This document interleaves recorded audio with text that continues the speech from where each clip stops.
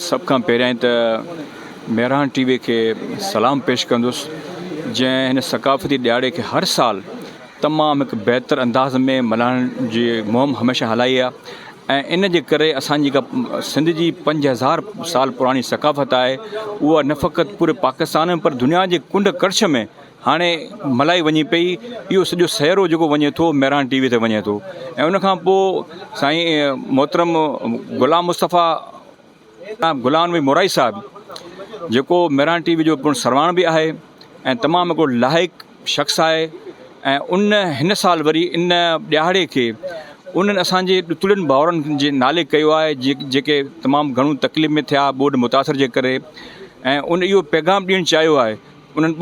ॿोॾि मुतासिरनि खे त हू अकेला न आहिनि ऐं असां गॾु पूरी आवाम पूरी मेहरान टीवी ऐं असांजी पूरी मीडिया ऐं ॿियो जेको बि असांजो सिस्टम आहे ख़ासि तौरु पाकिस्तान ॻाल्हि कंदुसि पाकिस्तान पीपुल्स पार्टी जी उहा उन्हनि सां गॾु आहे। हर वक़्तु उहा पीपुल्स पार्टी हिन सां गॾु रही हुई ऐं असांजो हिते मलीर जे अंदरि वॾी हिकिड़ी कैंप क़ाइमु थियल आहे उन में आउं जस ॾींदुसि असांजे एडमिनिस्ट्रेटर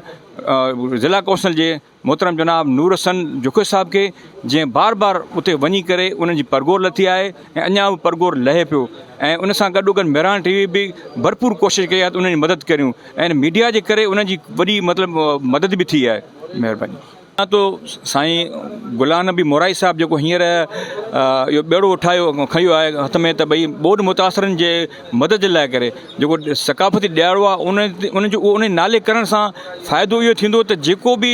असां सकाफ़त ते दिलि खोले ख़र्चु कयोसीं पिए न उहो ख़र्चु जेकॾहिं ॿोॾि मुतासिर वेंदो त उहो असांजो वधीक फ़ाइदो थींदो ऐं असांजे ॿोॾि मुतासिर जेके आहिनि उन्हनि जा कई मसाइल कंहिंजो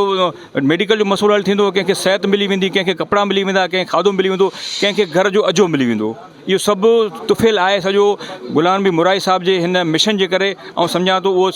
लख लाइक़ उनखे उहो सलाम उनखे असां उनखे सलाम पेश करियूं था।